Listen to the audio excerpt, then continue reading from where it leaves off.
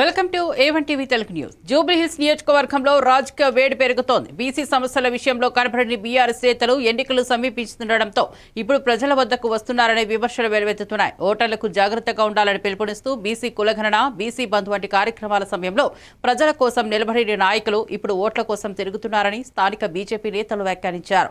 ఎన్నికల సమయంలో మాత్రమే ఆత్మీయత చూపించే రాజకీయ నాయకులపై ప్రజలు అప్రమత్తంగా ఉండాలని సూచించారు.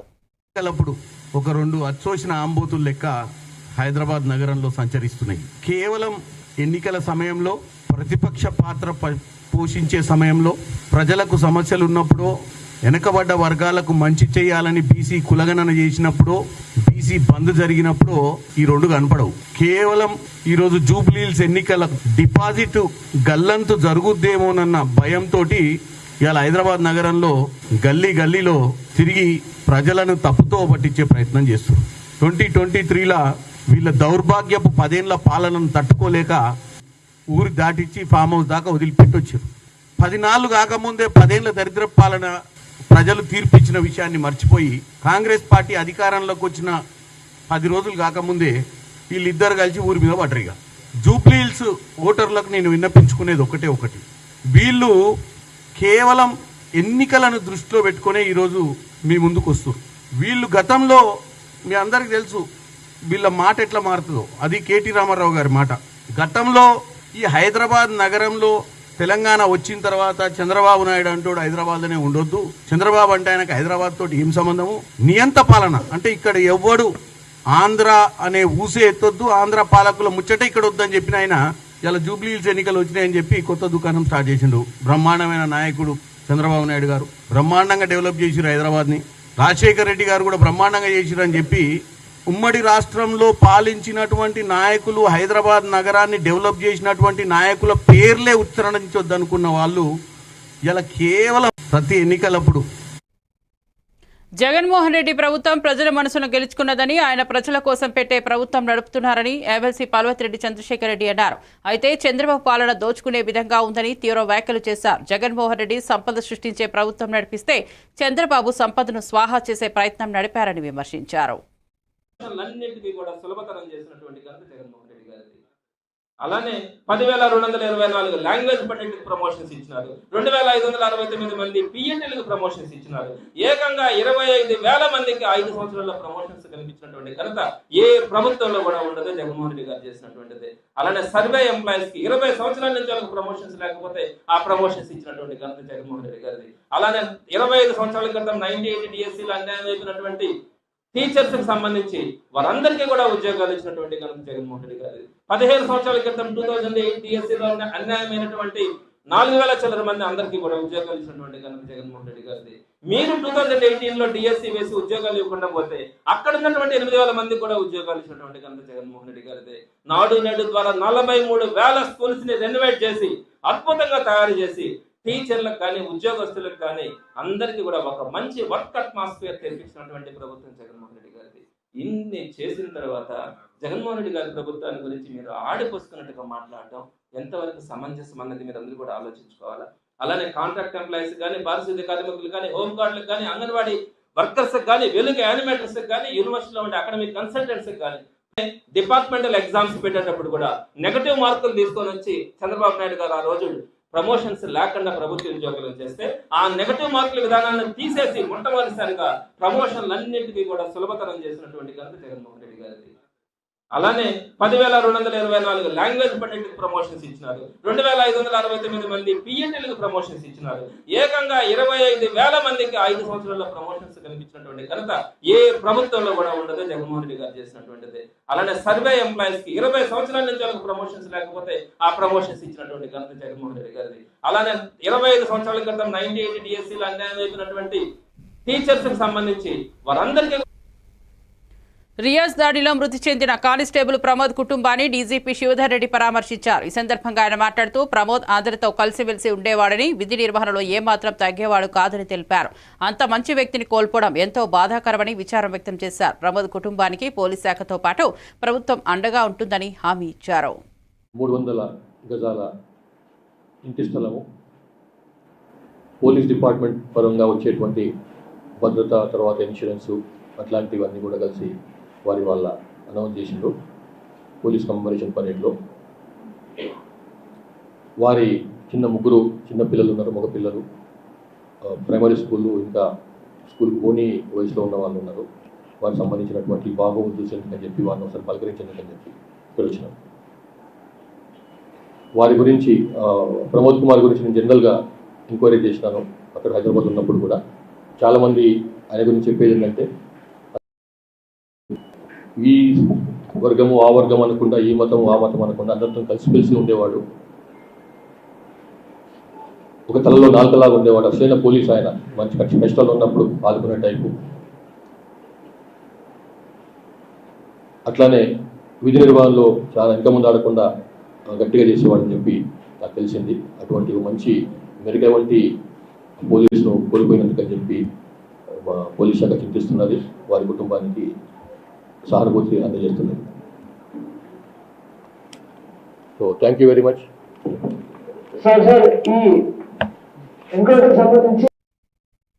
రిపోర్టర్ ప్రశ్నకు స్పందిస్తూ రాజ్యాంగం ప్రకారం డిప్యూటీ సీఎం పదవి అధికారికంగా గుర్తింపు పొందని విషయం గుర్తు చేశారు. ఈ నేపథ్యంలో డీజీపీ నుంచి నివేదిక కోరడంతో లాజిక్ ఏమిటని అప్రమత్త విమర్శ చేశారు. మాకు లేని ఈగోలు మీకు ఇవ్వడానికి ప్రయత్నం చేస్తూ మా ఎన్డీఏ కూటమిలో చిచ్చు పెట్టాలని చూస్తున్నారని అనిత తెలిపారు. లేకపోతే కన్సర్న్ మినిస్టర్ తాలూకా ఓఎస్డీకో లేకపోతే సిఎస్ ఎవరో ఒకరికి మేము ప్రిన్సిపల్ సెక్రటరీకి చెప్తామా చెప్పమా? ప్రతిదాన్ని భూతద్దంలో చూడకండి. విత్ కోఆర్డినేషన్ జరుగుతుంది. డిపార్ట్మెంట్ మధ్య కోఆర్డినేషన్. విషయం ఏంటంటే ప్రతి విషయాలు కూడా మా వరకు వస్తాయండి, మా వరకు రాకుండా ఏమి ఉండవు. ఇది జస్ట్ అఫీషియల్ గా వచ్చిన కమ్యూనికేషన్ కింద భావించవచ్చు కదా. ఎందుకు దీనికి ఇంత రాద్దాంతో? మాకు లేని ఈగోలు మీకెందుకు అబ్బా? నాకు అర్థం కాదు. మాకున్నాయండి, మా నోటీసులో మాకున్నాయి. మా దగ్గర కూడా రిపోర్ట్ ఉంది. ఆ రిపోర్ట్ ని బేస్ చేసుకొని మా చర్యలు ఉంటాయి. ఓకేనా?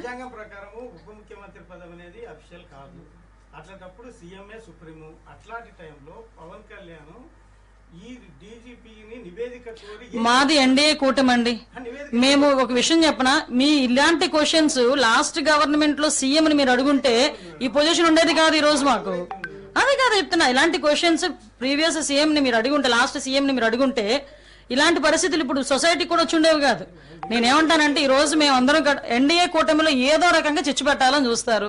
మాకు అండర్స్టాండింగ్ ఉంది, మాకు సమన్వయం ఉంది, శాఖల మధ్యలో సమన్వయం ఉంది. మాకు ఎటువంటి ఇగోస్ లేకుండా మేము పనిచేస్తున్నాం. మా అధికారులు ఎటువంటి ఇగోస్ లేకుండా పనిచేస్తున్నారు. మీకు కేంద్ర ప్రభుత్వం ప్రవేశపెట్టిన సూపర్ జీఎస్టీ కారణంగా పేద మరియు మధ్యతరగతి ప్రజలకు ప్రత్యక్ష లబ్ధి చేకూరిందని వర్మ తెలిపారు. పిఠాపురంలోని ఒక ప్రైవేట్ షోరూంలో సూపర్ జీఎస్టీ అమలుపై ఆయన తనిఖీలు నిర్వహించారు. ఎలక్ట్రానిక్ వస్తువులపై జీఎస్టీ 28% నుంచి 18%, గృహ ఉపకరణాలపై 5%కి తగ్గించబడినట్లు ఆయన తెలిపారు. సుమారు ఇన్ అండ్ యావరేజీ 15,000 రూపాయల ఆదాయం ప్రభుత్వం కల్పిస్తున్నట్టు అయింది.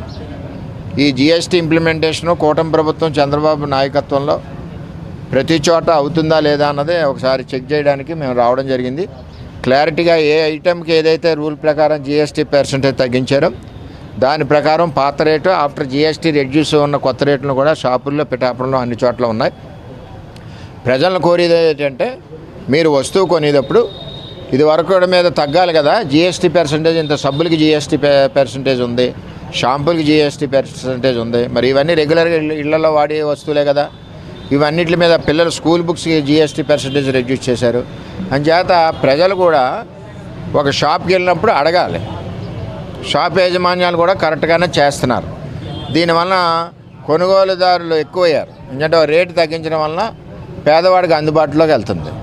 ముఖ్యమంత్రి గారు కేంద్ర ప్రభుత్వం ఇచ్చిన ఈ అవకాశాన్ని కూటమి ప్రభుత్వంలో ప్రతి పేదవాడికి ఉపయోగపడే విధంగా ఈ జీఎస్టీ పర్సెంటేజ్ ఏదైతే తగ్గించారో ఇది అప్లికబుల్ అయ్యేలాగా అటు అధికారులు, ఇటు ప్రజాప్రతినిధులు అందరూ కూడా కలిసికట్టుగా పనిచేస్తూ, అదేవిధంగా వ్యాపారస్తులు కూడా వాళ్ళు తగ్గిన జీఎస్టీ ఏదైతే ఉందో దాన్ని క్లారిటీగా దాని మీద అంటించి మరీ కూడా చేస్తూ ఉన్నారు. ఇప్పుడు ఈ వేళ వైనాట్ షాప్, డొమెస్టిక్ షాప్, అన్ని రకాల సదుపాయాలు ఉండే షాప్కి వేళ వచ్చి చూసాం. రాష్ట్ర మంత్రి కొల్లు రవీంద్ర మీడియాతో మాట్లాడుతూ రాజకీయాల లబ్ధి కోసం మాజీ మంత్రి పేర్ని నాని అవగాహన లేకుండా సమాజంపై విమర్శలు చేయడం ప్రజలకు ఊరుకోమని హెచ్చరించారు. టీడీపీ కార్యాలయంలో ఆయన పేర్కొన్నారు. నగరంలో రోడ్ల విస్తరణకు సంబంధించి ఎమ్మెల్యే పేరు తీసుకున్న స్థానిక వ్యాపారులు మరియు వైశ్య సామాజిక వర్గం ఎదుర్కొన్న ఇబ్బందులను మర్చిపోలేదని పేర్ని హౌస్ ద్వారా నగరంలోని మెయిన్ రోడ్ల విస్తరణలో వ్యాపారులకు నష్టం కలిగినప్పటికీ నష్టపరిహారం ఇవ్వడంలో విఫలమైనట్లు మంత్రి కొల్లు రవీంద్ర తెలిపారు. డబ్బులు వసూలు చేస్తానని చెప్పి తప్పుడు ప్రచారాలు చంద్రబాబు నాయుడు మేమంతా చూస్తాం. పిచ్చుడు వాగుడు వాగితే మటుకి పద్ధతిగా ఉండదని కూడా తెలియజేస్తా ఉన్నాం. అదే కాకుండా మా కార్యకర్తలు నాయకులు డబ్బులు వసూలు చేస్తానని చెప్పి తప్పుడు ప్రచారాలు చేస్తున్నాం. లేకపోతే మట్టి తవ్వుకుంటున్నారని చెప్తా ఉన్నాం. లేకపోతే ఆఫీస్లో ఉన్నటువంటి మా స్టాఫ్ గురించి మాట్లాడుతూ ఉన్నాం. పిచ్చి వాగుడు వాగమాక. మా వాళ్ళు నిబద్ధతతో మీ వాళ్ళకిలాగా మరి అక్కడే చెప్తా ఉన్నారు. టౌన్ హాల్ పక్కన 8 లక్షలు వసూలు చేశారు. బిల్డింగ్ ప్లాన్లు అంటే డబ్బులు వసూలు చేశారు. ఆ రోజున మీరు వాలంటీర్లను పెట్టుకుని వాలంటీర్లతో వసూలు చేయించారు. ఎవడన్నా ఇల్లు కట్టుకుంటామంటే మనశ్శాంతి లేకుండా చేశారు. ఇంటికి చుట్టం రావాలన్నా ఫోటోలు తీపిచ్చారు. ఇన్ని కార్యక్రమాలు మీరు చేసి ఇవాళ మా నాయకుల్ని కార్యకర్తల గురించి మాట్లాడుతూ ఉన్నావు.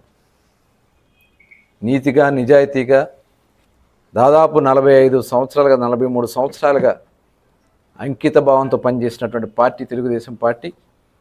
అలాగే వాళ్ళ జనసేన నాయకులు కూడా నీతిగా నిజాయితీగా పవన్ కళ్యాణ్ గారి అడుగుజాడలతో పనిచేస్తున్నాం. మా కార్యకర్తల గురించి కానీ నాయకుల గురించి కానీ నువ్వు మాట్లాడితే రోడ్ల మీద కూడా జూబ్లీహిల్స్ ఉప ఎన్నికల్లో నామినేషన్ల ప్రక్రియ ఘనంగా కొనసాగింది. ప్రధాన పార్టీలు సహా సుమారు 140 మంది అభ్యర్థులు తమ నామినేషన్లను దాఖలు చేశారు. మొత్తం 200కు పైగా నామినేషన్లు నమోదు కావడంతో ఉప ఎన్నిక రాజకీయంగా రసవత్తరంగా మారింది. ఉత్సాహభరితంగా సాగుతున్న ఈ ఎన్నికల్లో అభ్యర్థులు తమ అభ్యర్థిత్వం కోసం వివిధ వర్గాల సమర్థనను పొందేందుకు ప్రయత్నిస్తున్నారు.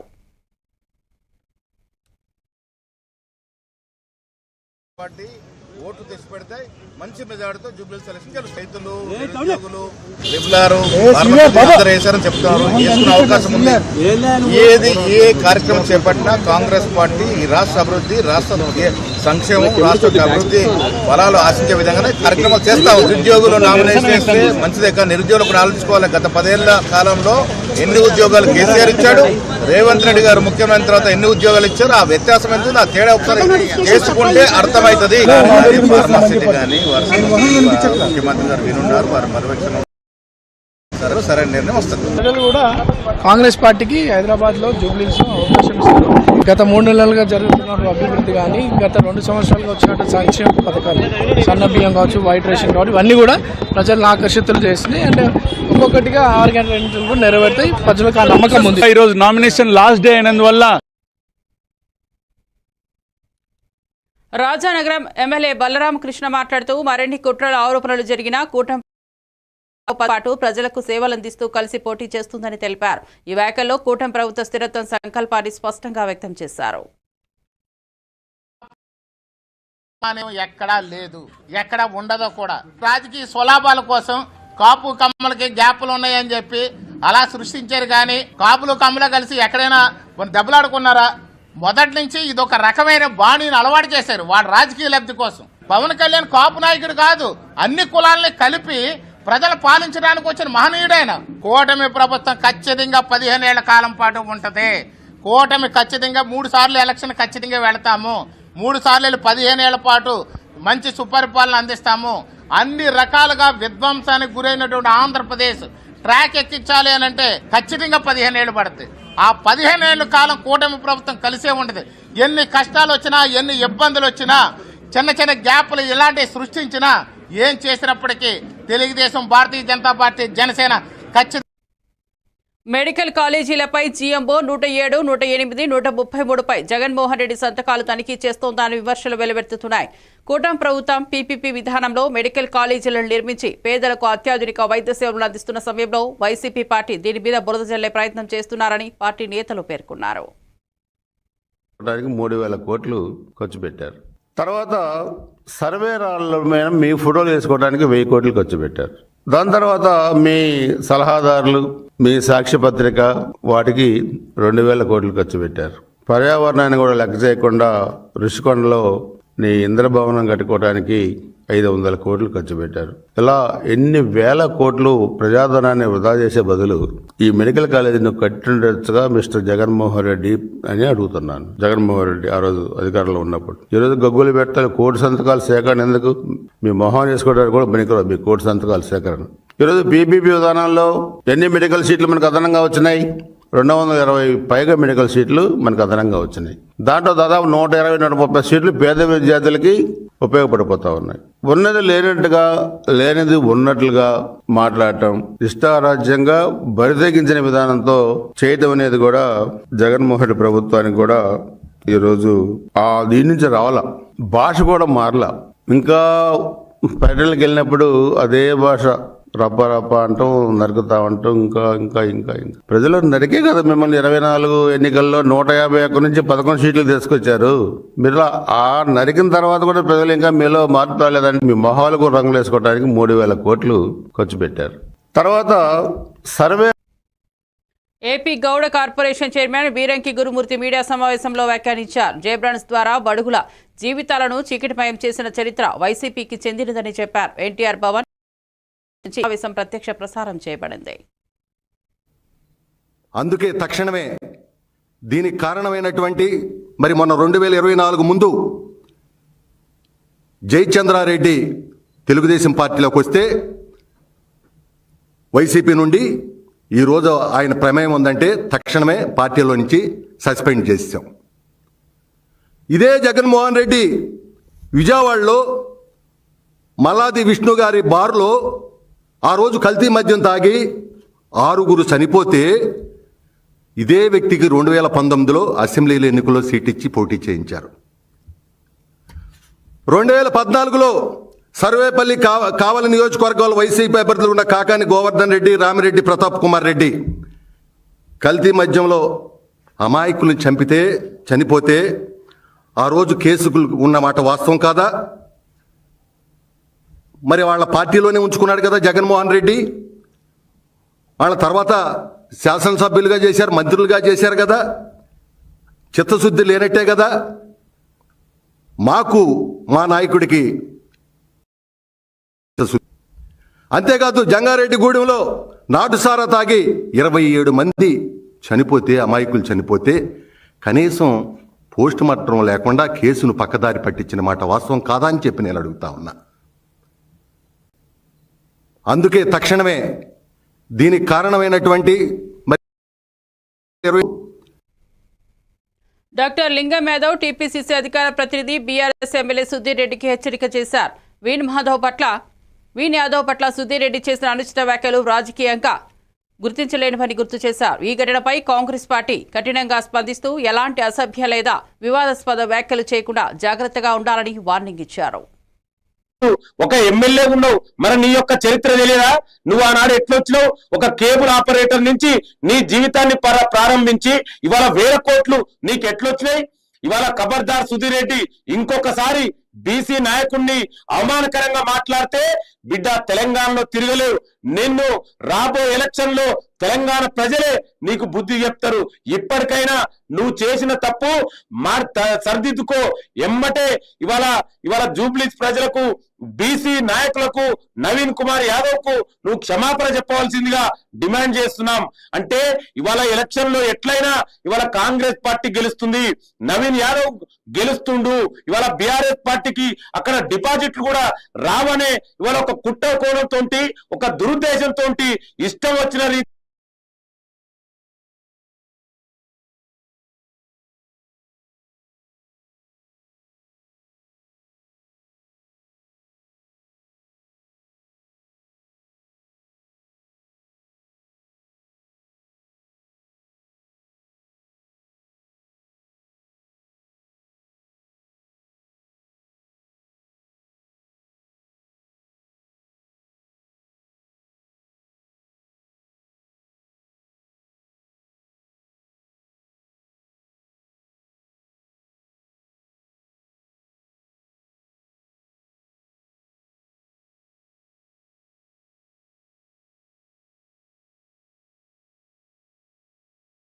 అందవలసిన విద్యా వైద్యంను ప్రైవేట్ పరం చేయడాన్ని ప్రజలు తీవ్రంగా వ్యతిరేకిస్తున్నారని, చంద్రబాబుపై ఆగ్రహం వ్యక్తం చేస్తున్నారని పార్తీపురం మాజీ ఎమ్మెల్యే జోగారావు అన్నారు.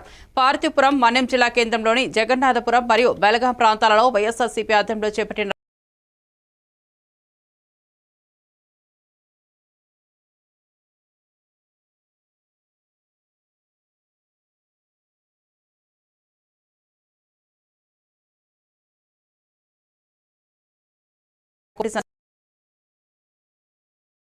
ప్రజల మద్దతు కోరారు.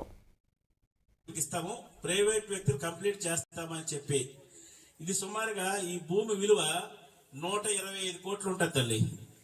125 కోట్లు ఉన్న భూమిని కూడా ఫ్రీగా దారదత్తం చేసేసి, అలాగే అక్కడ ఉన్న 20 ఎకరాలు కూడా భూమిని కూడా దారదత్తం చేసి ఇది ప్రైవేట్ పరం చేయాలని చంద్రబాబు నాయుడు ఆలోచన చేసి టెండర్లు వేసి వేరే వ్యక్తులకు అప్పగిస్తున్నారు. ఈ విషయం పైన జగన్మోహన్ రెడ్డి గారు ఈ 17 మెడికల్ కాలేజీలను ఎందుకు మంజూరు చేశామంటే పేదవాడికి ఉచితంగా వైద్యం అందించాలని, పేదవాడి కష్టంలో ప్రభుత్వం అనేది భాగస్వాములు అవ్వాలని, పేదవాడి అవసరం తీర్చాలనే ఆలోచనతో ఈ హాస్పిటల్ నిర్మాణం చేశాము. కాబట్టి ఏదైనా పెద్ద కష్టం వస్తే కేజీహెచ్ లాంటి ప్రాంతానికి వెళ్లకుండా పార్వతీపురం నడిబొట్టులోనే కేజీహెచ్ లాంటి హాస్పిటల్ నిర్మాణం చేస్తే ఈ ప్రాంతం అంతా అన్ని విధాలు అభివృద్ధి పడుతుంది. మరి ముఖ్యంగా పిల్లలకైతే ఉద్యోగ అవకాశాలు వస్తాయి. ఇంకా మన పిల్లలు డాక్టర్ కోర్సు లాంటి చదవాలంటే ఉచితంగా తక్కువ డబ్బులతో డాక్టర్ కోర్సులు చదవడానికి కూడా అవకాశం ఉంటుంది. కాబట్టి మనమేమో ఈ పార్వతీపురంలో నేను ఎమ్మెల్యేగా ఉండేటప్పుడు, జగనన్న ముఖ్యమంత్రిగా ఉండేటప్పుడు ఈ పార్వతీపురంలో ఈ మెడికల్ కాలేజ్ మంజూరు చేస్తాం. ఒకసారి వాళ్ళన్నీ ఒకసారి చూపించండి, అందరూ మనసులో చూపించారు. హాస్పిటల్ అమ్మేది సుమారుగా 600 కోట్ల రూపాయలతో ప్రభుత్వ మల్టీ స్పెషాలిటీ హాస్పిటల్ మరియు మెడికల్ కాలేజ్ మన పిల్లలు డాక్టర్ కోర్స్ చదువుకోవాలనే ఆలోచనతో ఇటువంటి హాస్పిటల్ నిర్మాణం చేయడం జరిగింది. 70% కంప్లీట్ అయిపోయింది కదా తల్లి. ఈ మిగతాది కంప్లీట్ చేయమంటే నా దగ్గర డబ్బులు లేవు కాబట్టి ప్రైవేట్ వ్యక్తులకు ఇస్తాము, ప్రైవేట్ వ్యక్తులు కంప్లీట్ చేస్తామని చెప్పి ఇది సుమారుగా ఈ భూమి విలువ 125 కోట్లు ఉంటుంది తల్లి. 125 కోట్లు ఉన్న భూమిని కూడా ఫ్రీగా దారదత్తం చేసేసి, అలాగే అక్కడ ఉన్న 20 ఎకరాలు కూడా భూమిని కూడా దారదత్తం చేసి ఇది ప్రైవేట్ పరం చేయాలని చంద్రబాబు నాయుడు ఆలోచన చేసి టెండర్లు వేసి వేరే వ్యక్తులకు అప్పగిస్తున్నారు. ఈ విషయం పైన జగన్మోహన్ రెడ్డి గారు ఈ 17 మెడికల్ కాలేజీలను ఎందుకు మంజూరు చేశామంటే మరిన్ని అప్డేట్స్ కోసం చూస్తూనే ఉండండి ఏబన్ టీవీ తెలుగు న్యూస్.